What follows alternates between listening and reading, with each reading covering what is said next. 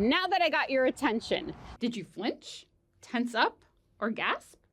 Well, this is our body automatically trying to protect itself from danger. It's our survival response.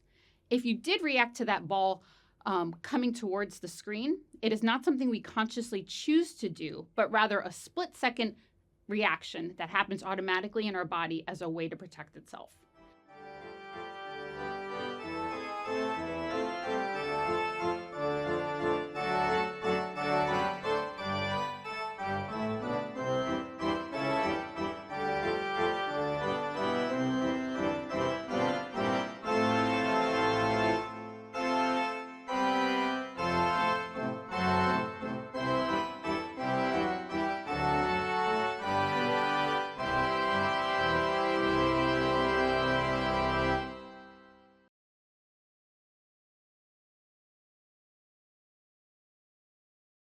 Did you know we have an alarm system in our brain?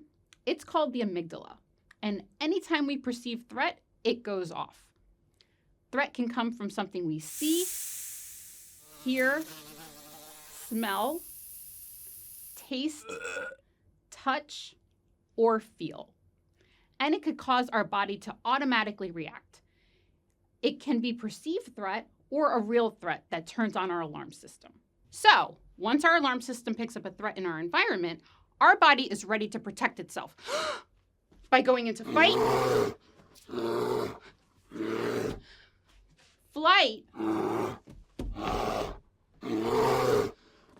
freeze, or collapse.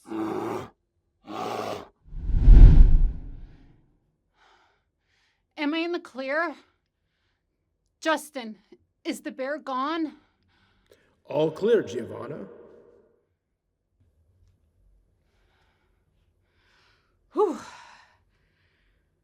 Okay, so remember, once the alarm system goes off, our body is ready to protect itself. Another pretty cool thing is our body has a special part of the brain that helps us to think clearly, make good decisions, concentrate, control our emotions, and so many other things we need as humans to function optimally in our daily lives. It's located in the front part of our brain, and it's called our prefrontal cortex. Now, the interesting part is when we go into fight, flight, or freeze, this part of our brain, it may shut down. Have you ever been so stressed out it's difficult to think or control your emotions? Well, this is the reason why. That area of your brain isn't functioning at its best, and it's difficult to think and control our emotions. So, what does this mean for us and the patients we serve? It means both the patients and the staff may have a difficult time thinking, listening to each other, making good decisions, and we may have a difficult time managing our emotions when we're under stress or threat. There are things we can do to help this part of our brain work better, and we will be discussing them today. Let's learn a little bit more about how our bodies work so we're able to control them better. Our body is designed to survive and protect us. It does it automatically without our conscious control. The really interesting thing is we have a control system that is located along our spine. I wish I can show it to you. No problem, Giovanna. Wish granted. Oh, wow. Thanks, Justin. Okay, so yes, this is our autonomic nervous system, and it runs along our spine. This is the part of the body that protects us and helps to keep us regulated. It does many things, but we're going to focus on the protection it provides us for this specific training. Okay, can you turn me back into me? This is a little uncomfortable.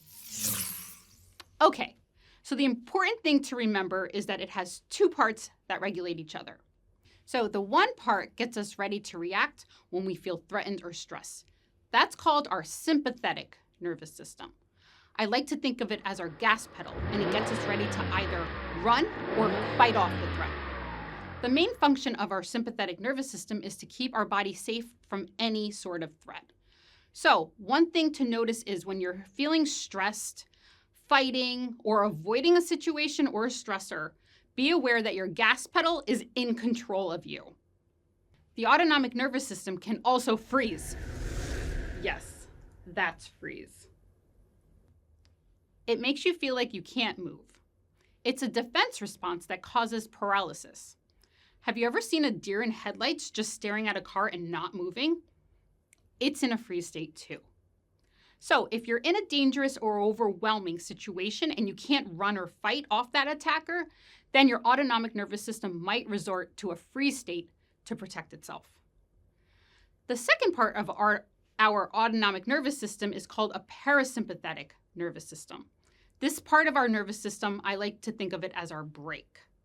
It helps us to feel in control. It helps us to feel cool, calm, and collected. This is the part of our nervous system we want to stay in because we feel more relaxed, we can think more clearly, and we can control our emotions better. So let's recap what we just learned. We have an alarm system in our brain called the amygdala. We have a gas pedal along our spine called the sympathetic nervous system. It gets us ready to either run from a situation or fight. Our autonomic nervous system may also freeze in the face of danger or threat in an attempt to protect itself. And lastly, we also have a brake called the parasympathetic nervous system. This helps us to feel more in control, feel calmer, and more connected to others. It also helps us to think better. So this is the state we want to stay in because we function best when our brake is on. There are techniques we can use to activate our parasympathetic nervous system. We're going to discuss some of these today. This brings me to our training today. Establishing safety. By the way, this is a temperature gauge. It will tell us how a person is feeling on the inside, which is connected to our autonomic nervous system. It goes from a completely collapsed state on the left to a regulated state in the middle to a fight or flight state on the right. Remember, when we work with anyone, we both want to be in the green state. This means we're both regulated and the front part of our brain is turned on so we can think clearly, we can rationalize, communicate effectively, and control our emotions. So what are some ways we can gain control of our emotions and our autonomic nervous system? Well, our breathing is a great way to gain control of ourselves. It's something we can easily access wherever we are and at any time. I know. Many people say breathing exercises don't work. That's true. But do you know why? It's because we're doing them wrong. Let me show you a way to breathe that actually helps you to gain some control over your body. It's actually really cool how it works. Okay, get ready for this. When you breathe in, our sympathetic nervous system turns on. That's our gas pedal, which hypes us up. And when you breathe out, it activates our brake. So it's the breath out that relaxes us and helps us to gain a bit of control. Again, the breath in, it pumps us up. The breath out, it relaxes us. So I want you to really focus on a long exhale out to relax you and gain some control of the moment. Let's do this together. Take a normal breath in and a long exhale out. Kind of like you're blowing out candles on a cake. Actually, hey Justin, can I get a birthday cake with some candles? Here you go. You're awesome. Thank you. So let's focus on blowing the candles out. Remember, a normal breath in and then a long breath out. Blowing out all the candles. Well done. Let's try this together one last time. So remember, normal breath in and then a long breath out.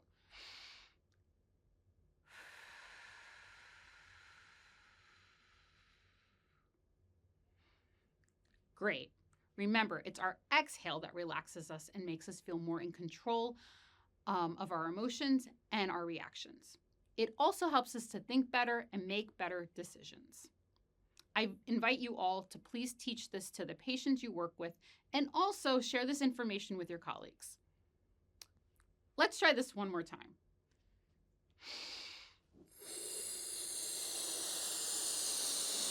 What is happening? Justin, I need your help. Well, it looks like you took too deep of a breath in and turned yourself into a balloon. Didn't you say your focus should be on the breath out? That's to ground yourself? Yes! Oh no! I think I focused too much on my breath in and revved myself up. Justin, please help me. I'm starting to panic up here. You need to breathe out to ground yourself. Giovanna, you said your long exhale makes you feel more in control and grounded.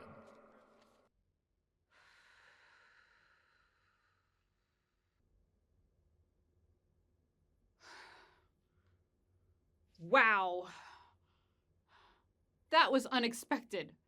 Thanks for the help, Justin. Okay, so let's remember, it's the long exhale out that makes us feel more in control, calm, and grounded. Now that we got the hang of how to control our body using our breath out, let's go find someone to help us establish safety.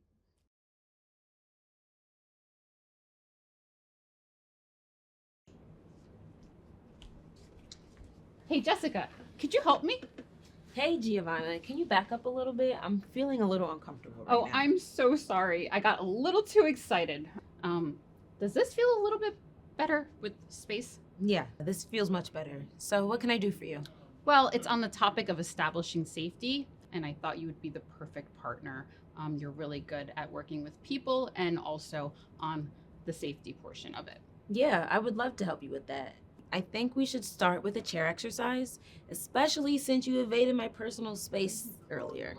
I'm so sorry about that. And yes, I love the idea of a chair exercise. Okay, so let's go grab some chairs. Okay, that would be great.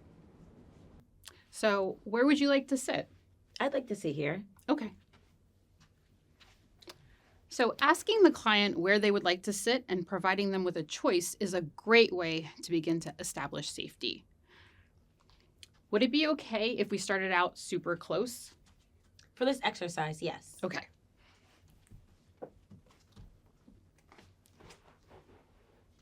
Okay. How does this feel?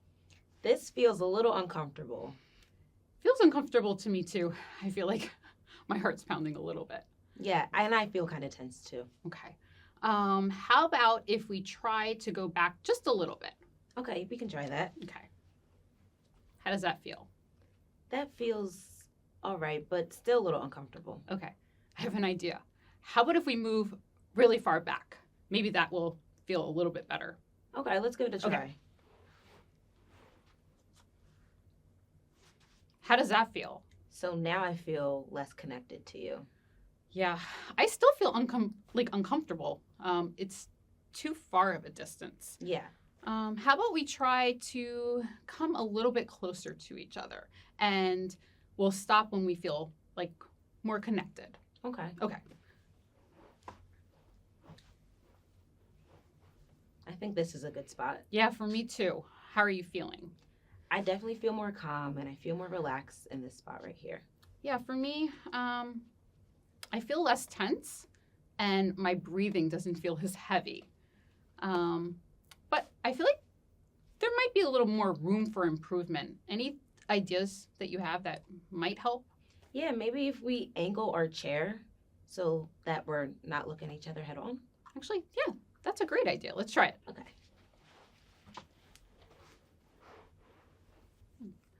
How does that feel? This feels much better. How about for you? Yeah, it definitely feels better. Yeah, good idea. Thanks. Can you explain why this helps?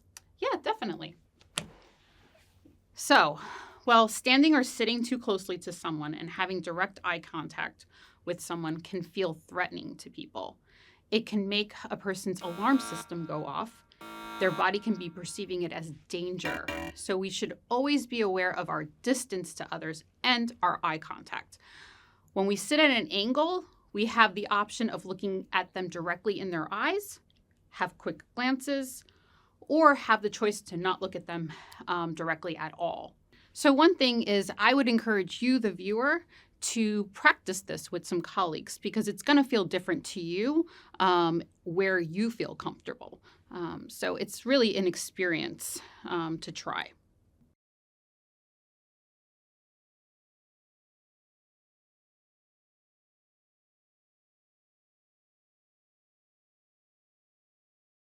If you were able to do the exercise, how did being too close to someone feel? Were you aware of how your body was feeling? What were your thoughts when you were feeling uncomfortable? Okay, so our first takeaway to establishing safety is to remember these 4 things. Number 1, choice. Give them a choice as to where they would like to sit. Number 2, distance. Remember the distance you are to someone when you're speaking to them or working with them. Number 3, eye contact. Your eye contact can be threatening to someone, so angling your body can help to create that safety. Number 4, breathing. Your breathing helps to ground you, to make you feel more in control of yourself and to think better. Can we practice that breathing exercise together? Yes, definitely. Okay, so let's try this breathing exercise together. So it's a normal breath in and then a long exhale out. Okay. So let's take a normal breath in. Whoa, what's happening? Jessica, this happened to me earlier. Okay, it's the long exhale that grounds you. So you need to take an exhale out. So it's a long exhale out. Try the long exhale out. Okay, let me give that a try. Okay. Much better. Yes. Are you feeling more grounded? Yes, I feel much more relaxed. Okay, so breath out. Focus on the breaths out. I Okay. think I got it now. Okay, let's try this again. Okay. Jessica, what else do you think is important when working with each other, especially the patients we serve? I know the importance of co-regulation. Can you tell me a little bit more about co-regulation? Basically, it's my nervous system and your nervous system speaking to each other. Our energies are feeding off of each other. I see. That makes sense. It's like my temperature gauge goes up, and it can affect your temperature gauge going up. Yes, this is because our bodies are built for survival, and our bodies are constantly scanning for threats, especially when we are working with other people. Sometimes people can appear threatening, even when they are not trying to be. I definitely don't want to appear threatening to another person. What can we do to reduce our threat level to the person we're interacting with? So first and foremost, you must monitor and ensure your nervous system is regulated during all interactions with patients and colleagues. Ground yourself with a breathing exercise that focuses on the exhale out. Also, if you are a staff member working with a patient, then it is your job to constantly monitor yourself. Are you noticing yourself getting tense? That means that your nervous system is speaking to you. Your gas pedal is turned on. Are you feeling hot? Do you feel tightness in your chest? Are you sweating? Feeling tense? Are you making fists? Has your breathing increased or is your heart pounding? These are clues that your nervous system is getting dysregulated. Your body is talking to you. You want to be constantly aware of these body changes and sensations in order to be able to control them before you lose your cool or temper with a patient or even a colleague. You can easily gain a little control with a little breath out. Next, monitor your tone of voice, body language, and facial expressions. Your tone of voice can be threatening, especially if it's raised or has a sarcastic tone to it. Your body language is another thing that can feel threatening to someone. For example, standing over someone can feel very threatening. Lastly, our facial expressions are another thing that can be threatening to someone. Have you ever had someone smirk at you or roll their eyes at you and you felt irritated or angry? Also notice and always monitor how your body is feeling. If it is getting dysregulated, then it may affect our tone of voice, our body language, and facial expressions. Another really important thing is you should always be monitoring the patient's nervous system or whoever you are interacting with. Do they look anxious? Do they look frightened, tense? Is their tone of voice raised, or maybe they're having a difficult time speaking or speaking very low? Is their posture defensive? Are their hands gripping with fists? Are they stiff or holding very still? Is their affect flat or angry? All of these are body clues that they are becoming dysregulated. If you see these signs, they probably aren't feeling safe. Stop what you're doing, take a breath, and try to regulate yourself to start to establish safety. Then ask them what you could do or change to create more safety. Another way to reduce threat level when interacting with someone is something we discussed earlier. Ask them to pick a spot in the room or a chair where they prefer to sit to provide them some level of control and safety. You should also place the chairs at an angle so they have a choice to make eye contact or not. Also ensure that the chairs are at a distance that feels safe. Lastly, always ask permission, provide choices, and collaborate with the people you are working with. It builds safety and establishes respect towards them. Don't we all want respect? We must lead with respect in all of our interactions. Hey, Giovanna, what are other things we can use to help ground ourselves and also teach the patients to control their nervous system and emotions? Well, another way to ground yourself is using the 5, 4, 3, 2, 1 method, which is a technique that helps someone who's feeling fear, anxiety, or even anger. It helps bring a person's awareness back to the present moment, especially when someone is having racing thoughts, having flashbacks, or they're in distress. You can use it for yourself, and you can also teach it to your patients as a coping skill. Remember, we get activated through our 5 senses, so we can use those same senses to ground us and bring us back to the here and now. It can be done anywhere because nothing special is needed. It involves identifying 5 things you can see, 4 things you can touch,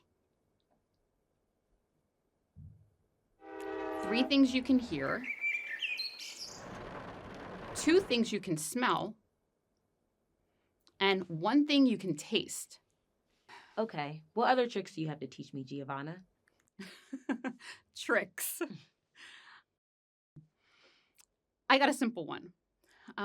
This is one that I love to say to myself in my head, kind of like a cheerleader. I simply put my hands over my heart and say to myself, I don't have to be perfect. I can do this. Jessica, what is something you can say to yourself to get you through difficult times? So when I'm going through a difficult time, I put my hand over my heart and I tell myself that everything's going to be okay. This hand over my heart reminds me of another thing that really helps me when I'm upset, overwhelmed, can't think, feeling irritated, and all the other emotions. Movement. I need to move my body. I can see that being really helpful by releasing some of that pent-up energy. What do you usually do? So I either do like a simple stretch with a sigh, so something like this, or a simple form of progressive muscle relaxation with a breathing exercise. I love it. Movement. It always helps to release tension and regulate our autonomic nervous system. So you kind of did this with the sigh. That feels really good. What's the quickest and simplest form of like progressive muscle relaxation? So I take a breath in and just tense my entire body for a few seconds. Then just release everything with a long exhale out.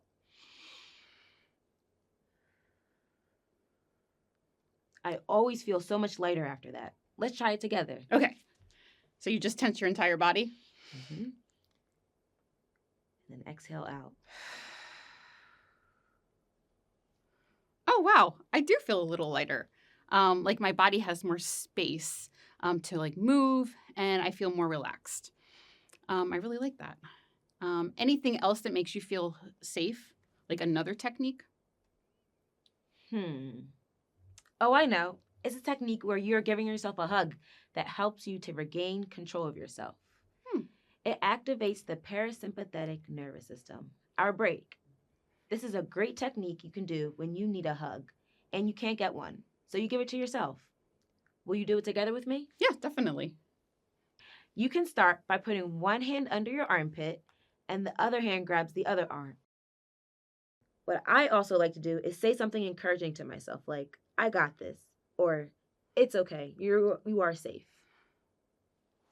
Wow, this is really helpful, especially when you have no one to hug you. I see this as a great technique to teach the patients we serve They all need hugs sometimes, and now they can give one to themselves. This one made me feel a little bit more at peace with myself.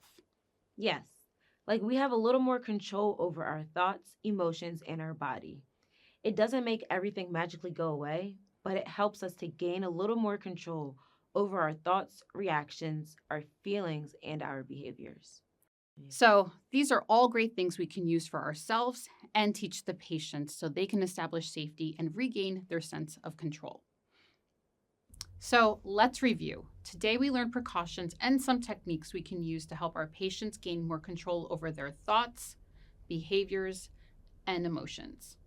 Number 1, monitor your nervous system and make sure it's regulated before you start working with a patient or even a colleague. Number 2, monitor the patient's nervous system. What is it saying to you? Is it in fight, flight, freeze, or are they frozen or completely shut down? Number 3, monitor your tone of voice and your body language. Number 4, ensure that you are at a safe distance from each other that doesn't feel too close or too far away. Number 5, ensure your eye contact isn't head on because for some clients, this can feel threatening or frightening. Allow them to make eye contact when they want to by positioning yourself at an angle. Jessica, what are some other important precautions and techniques we reviewed? Don't forget, we should empower patients by giving them a choice, if possible. For example, allow them to choose their seat when working together. Number 7, breathing is your number one way to help regulate yourself and the patient. Remember, it's a normal breath in and then a long exhale out. Number 8, grounding exercises like the 5-4-3-2-1 method or identify objects around the room can help them manage their emotions. Number 9, don't forget stretching or muscle relaxation exercises can help release tension in the body. Number 10, lastly, giving yourself a hug or placing your hand over your heart with a compassionate message can ease stress and motivate yourself. These are all simple yet powerful ways to help someone feel safe and gain some control when they are feeling overwhelmed. Remember, these skills do not take all of your feelings or worries away. They just help you to cope better so you don't lose your cool and blow up in the moment.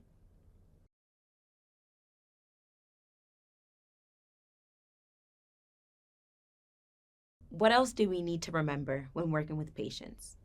What about the ones who just freeze, shut down on us, withdraw, or refuse to speak? Yes, you bring up another common issue that happens when someone becomes emotionally overwhelmed or even panicked.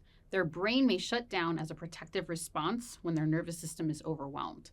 This detachment can feel really frustrating to staff and super uncomfortable to both staff and patients. Yeah, it's definitely frustrating and uncomfortable when you're trying your hardest to work with the patient and they just aren't responding. It makes me feel helpless and I don't know what to do. I feel powerless in those moments, which gets me irritated. I can definitely see why. It feels like the patient is doing this intentionally. For some patients, dissociation occurs, which is their body freezing or collapsing. This is their body automatically shutting down to protect itself from some sort of threat that is often not apparent to us. This is not something they do intentionally. It's an instinctive response by their autonomic nervous system, which is that fight, flight, or freeze response.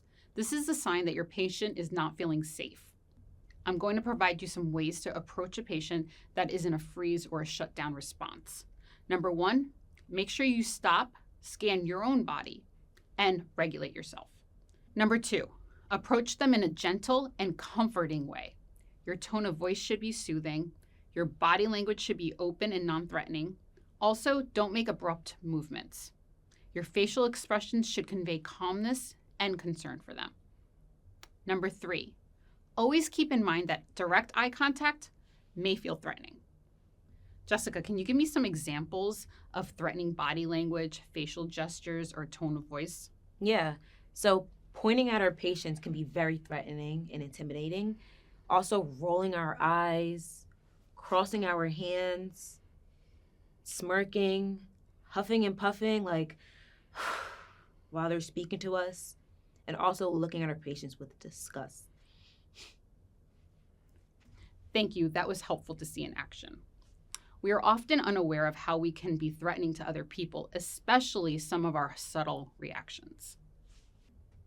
So these were some basic ways to establish safety and de-escalate the patient using a trauma-informed approach. Let's try to see this in action using a couple of more scenarios with patients and staff. Let's also remember, in order for both patients and staff to be able to think well, control our emotions, problem solve, we need to feel emotionally and physically safe.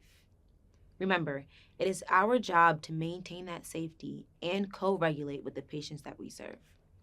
That means we must keep ourselves and patients in that parasympathetic nervous system, which is our break, where we both feel in control of our emotions.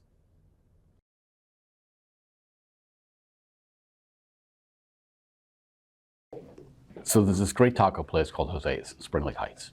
It's legitimate Mexican food. So if you're ever coming down the beach, I'm telling you, Kevin, you gotta go there. come get your food. Is it tacos? Anyway, He isn't gonna speak to me like that. Why do I have to put up with his behavior? like I Kevin, said, tacos. there's other patients waiting. Let's go. Sure, what's waiting? You call that food? We talked about this. This is not food. I can't live on 10 calories a day. You want food? Here's some food. Well, there's no extras, so that's what you got. Oh my God. Is this bubbly water or is this regular sparkling water? Does it matter? what to tell you. I just told you about Jose's, right? I thought you would at least hold my seat for me. What's your name, man? Chip. Oh, nice Chip. Here, have some chips, because I can't eat this. You know, I told you, man, you're in my seat. Kevin, go find another seat. You know what? These chips look good on the floor. I got this one. Ugh, let's discuss this. Jessica, what do you think are some things that might have escalated the situation? First thing is the staff member's attitude when calling the patient to get his food. She could have been more friendly and respectful. Also, it seems like she didn't recognize she was getting dysregulated. She could have easily used a breathing exercise to gain a little composure during that tense interaction. Yes, those are two important concerns that probably escalated the situation. Also, the staff member's body language was closed off with arms crossed, huffing, a disapproving nod. She was also not validating his hunger concerns. You could see he felt like he was at the mercy of her and that she had all the power. And I can see how this is threatening to him and making his nervous system go into a fight state. Let's see if they could do this over by using some of the skills that we reviewed today. Pork roll. I mean, people call it Taylor ham. I don't know why. It's like pork roll is the thing. And cheese. Excuse me, Kevin, your food is ready. Can you come pick it up, please? Talking about pork roll here. It's not Taylor ham, and I don't know what that is. Hold on a second. I'm feeling threatened right now, and I know he can easily hit me. I just need to take a breath out. So like I said, it's called pork roll, not Taylor ham. Kevin, sorry, I know. This better be pork roll. I'm not gonna hurt you. I just want my food. What is this and why isn't there enough of it? Well, thanks for coming quickly. Here's your food, and here's your drink. These sorry. chips are all broken, and you got bags of chips back there. Can I get some of those at least? Well, I understand that you're really hungry, but right now this is all that we have. Let me see what I can do after everyone else has had their food. All right, as long as you try. Thanks. All right, we just talked about this. Pork roll. This is Taylor ham. I am pork roll. We can't have Taylor ham sitting in my seat. What are we gonna do about this? What's up, Taylor ham? I'm sitting here, man. Can't you see? Well, listen, this isn't pork roll or Taylor ham. It's called split. Get out of my seat. Like pea soup? Oh, you want me to split? No. Hey, Kevin, could you please take a step back for me while I get Only you if you your get this seat guy out back? of my seat. Yeah, of course. Just step back for me, please. All right. Hey, Rob. Kevin had his seat before you, before he went to get his food. Let's be fair and give him his seat back. Why don't you follow me and we'll get you a new seat? All right. Dude, make sure you have your pork roll without poppy seeds. Anyway, like I was saying, pork roll.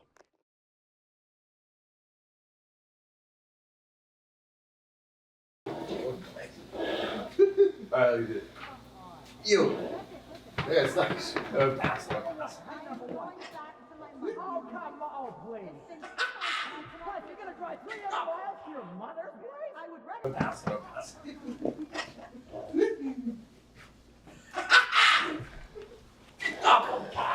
Get down from there. Stop fooling around. I said stop fooling around.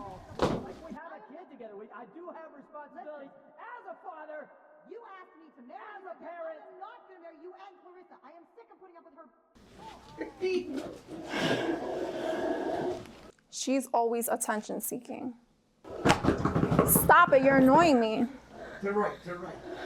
No, you're right.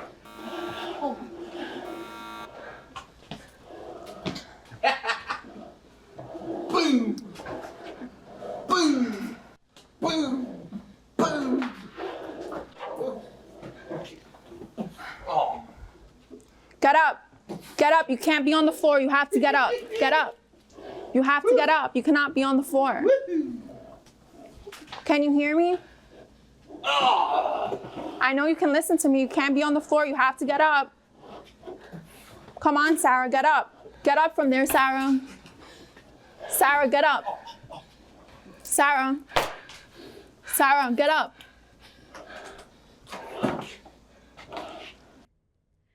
Oh no, another stressful situation for the two of them. Yeah, this is a tough one for both the staff member and the patient. Let's see. This patient is in a freeze state, and the staff member is interpreting it as being difficult and looking for attention. Our perception does affect how we react. If you dig a little deeper, the patient was having a flashback to the chaos in her childhood. It looks like the self-harm is a way to cope and release some of the emotions and pent-up energy. Jessica, you have a really great point and insight. That client needs safety, co-regulation, and a grounding skill they can do together. Also, it seems like the staff member didn't notice that she was dysregulated because of the chaos going on in the room. She wasn't in touch with herself, nor was she monitoring her own nervous system. Let's see if they can try this again using the skills that we taught them. All right, let's take 2. Boom! That's it. I've had enough. I've had enough of what? I'm going back to my mother. Oh, come on, please. It's been 2 months and I've been What, you're gonna drive 300 miles to your mother? I'm feeling a little annoyed right now. This room is a bit chaotic. I need to gain control of this room. Kevin, you know you're not supposed to do that. Boom! Kevin, could you please get down from there? You know you're not supposed to be up there. Come down. Why don't you join a group over here at this table? Boom! We have a kid together. I do have responsibilities as a father. You asked me to marry as a parent. I am not going to marry you and Clarissa. I am sick of putting up with her. Hey, Sarah, you look like you're struggling. How can I help you? I'm gonna see if I can lower the volume in the room. Hey guys, I know you're playing around right now, but can you take a seat, Kevin, please, and try to find another game? Please try to keep your voices lower, please. Thank you, guys. She looks really upset. Hey, Sarah, I'm here with you. It still looks like you're struggling and you're having trouble speaking. Can you nod your head yes or no for me? Okay, perfect. So I'm here with you. How about we try some breathing exercises together? How do you feel about that? Okay, so I want you to breathe in and focus on the long exhale out. Breathe in and exhale long breath out. Excellent, Sarah. Do you feel connected with me? I can feel her more connected to me, but she still seems upset. Yes? Okay. Yes. So I want you to identify 3 things in the room that you see right now. The green chair, Great job, Sarah. her pink dress, Excellent. your bracelet. Okay, great job, Sarah. It still looks like you're struggling and I want to ground you a bit more. Would you like to take a walk outside to feel better? Yes. Okay, perfect. Come join me.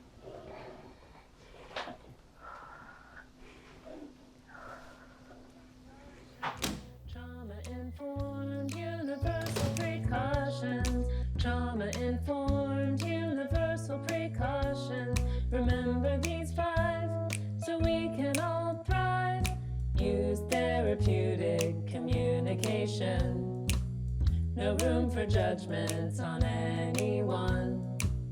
Create a healing environment. Consider and address pervasive crisis and practice self-care.